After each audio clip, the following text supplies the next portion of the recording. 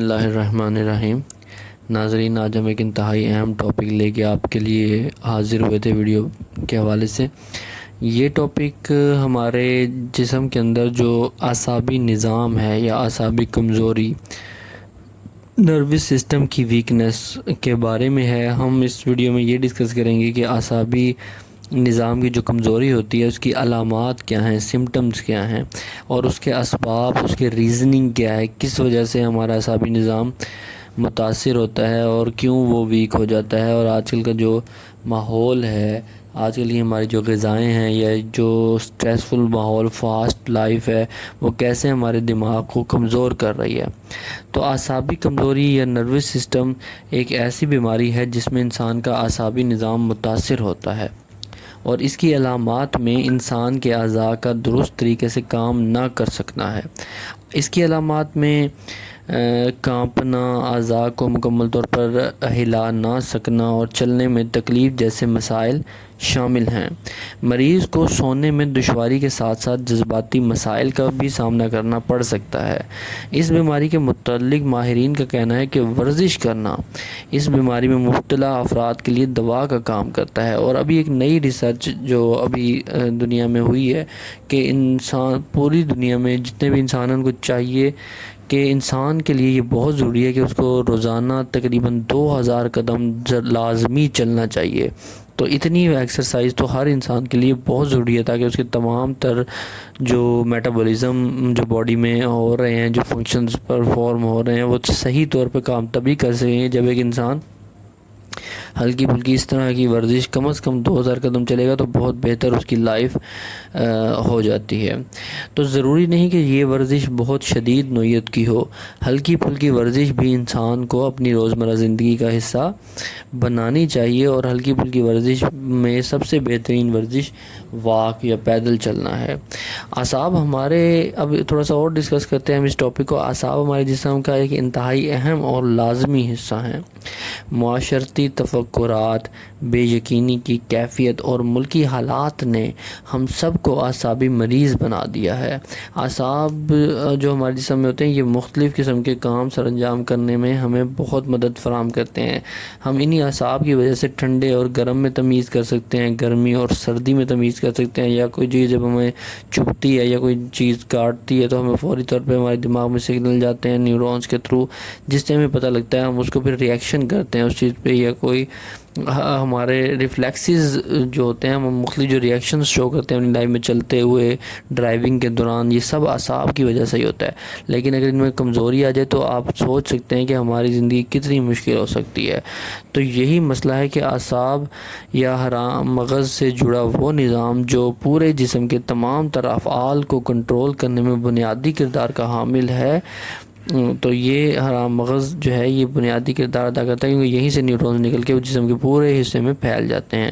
اعصاب ہمارے جسم کی حرکات اور سکنات کو منظم کر کے دماغ سے اعضاء اور اعضاء سے دماغ تک میں پیغام رسائی کا کام بخوبی سر انجام دیتے ہیں، اور ودن سیکنڈز، یعنی کہ بہت جلدی یہ دماغ تک پیغام ہو جاتے ہیں، ہماری سوچ بھی وہاں پر نہیں جا سکتی، اتنی جلدی یہ کام ہوتا ہے۔ تو اعصاب ڈوری نما ریشے ہیں جو دماغ کو بدن انسانی کے دیگر نظام سے جوڑتے ہیں۔ جب اعصاب میں کمزوری واقع ہو تو ان کی کارکردگی میں نقص آنے لگے تو انسانی بدن بہت سے مسائل کا شکار ہو جاتا ہے۔ اعصابی کمزوری کے مجموعی صحت پر بہت گہرے اثر پڑتے ہیں۔ اعصابی کمزوری سے پورا بدن کمزوری میں مبتلا ہونے لگتا ہے، چونکہ نہ صرف اعصابی نظام بلکہ انسانی جسم کے تمام تر نظام ہی دماغ کے تابع افعال سر انجام دیتے ہیں، اور بالواسطہ یا بلا واسطہ یہ سب اعصابی نظام سے مربوط بھی ہوتے ہیں۔ یوں جب اعصابی نظام کی کارکردگی میں خرابی پیدا ہوتی ہے تو پورا بدن انسانی متاثر ہونے لگتا ہے۔ جسمانی کمزوری نمایاں ہو کر سستی اور کاہلی کا غلبہ ہونے لگتا ہے، چہرہ بے رونق ہو کر افسردگی سی چھانے لگتی ہے، پورے بدن میں دراڑیں اور کندھوں اور کمر اور ٹانگوں میں شدید درد رہنے لگتا ہے۔ بھوک کم ہونے کی وجہ سے کچھ کھایا پیا بھی نہیں جاتا، جس سے اور مسائل پیدا ہونا شروع ہو جاتے ہیں۔ نتیجتاً انسان نحیف اور ضعیف ہو کر وقت سے پہلے ہی موت کی تمنا کرنے لگتا ہے۔ کسی کام میں دل نہیں لگتا، طبیعت میں اداسی اور اکتاہٹ نمایاں ہونے لگتی ہے۔ بعض اوقات مریض مایوسی اور نا امیدی میں اس قدر گر جاتا ہے کہ خودکشی سوسائڈ تک کرنے کے بارے میں سوچنے لگتا ہے۔ گھبراہٹ، انگزائٹی اور خوف سے ہاتھ پاؤں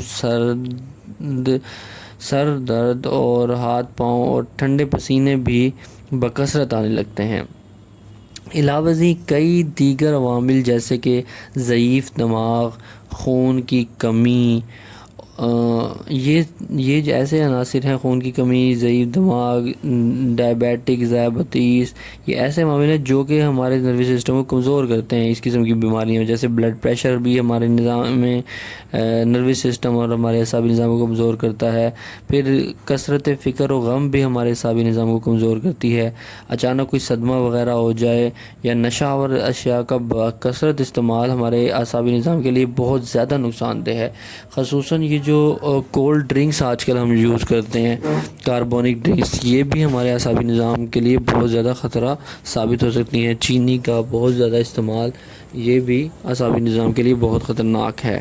سب سے پہلے ہمیں کرنا یہ ہے کہ اپنے مرض کے اسباب پر غور کرنا ہے کہ کن وجوہات کی وجہ سے یہ ہمیں مرض ہوا ہے، کیونکہ اگر ہمیں اس کے اسباب سے ہی پتہ لگ گئے تو ہم پھر اس کو ٹھیک ہونے کے اگر ہمیں اسباب کا صحیح پتہ نہ لگ سکا تو اگر ہم ٹھیک ہو بھی جائیں گے دوائیوں سے، تو پھر دوبارہ ہم اس کے اگر ریزنز پہ کام نہیں کریں گے تو ہم دوبارہ بیماری میں مبتلا ہو سکتے ہیں۔ اس لیے ہمیں اس کے ریزنز پہ غور کرنا چاہیے۔ اور دوسری بات یہ ہے کہ اپنے معالج کو مکمل اپنی بیماری کے بارے میں مکمل تفصیلات سے آگاہ کرنا چاہیے۔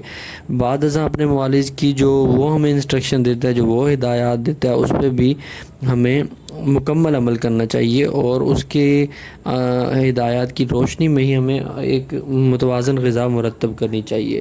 اپنی غذا میں پھل، دودھ اور خشک میوہ کی مقدار ایک اچھی خاصی خاطر خواہ مقدار شامل کرنی چاہیے۔ خشک میوہ جات میں جس طرح بادام وغیرہ ہوتے ہیں، یہ اعصابی نظام کے لیے بہت زیادہ مفید ثابت ہوتے ہیں۔ اور گرمیوں میں بادام کھانے کا جو طریقہ ہمیں اڈاپٹ کرنا چاہیے وہ یہ ہے کہ باداموں کو 1 کپ پانی میں اگر آپ بھگو دیں رات کو، تو صبح اٹھ کے وہی بادام اگر آپ کھا لیں تو وہ بہت زیادہ زبردست ہوتے ہیں اور آپ کے اعصابی نظام کو بہت بہتر بنا سکتے ہیں۔ تو ہوپفلی لیڈیز اینڈ جینٹلمین آپ کو یہ ویڈیو پسند آئی ہوگی۔ شکریہ۔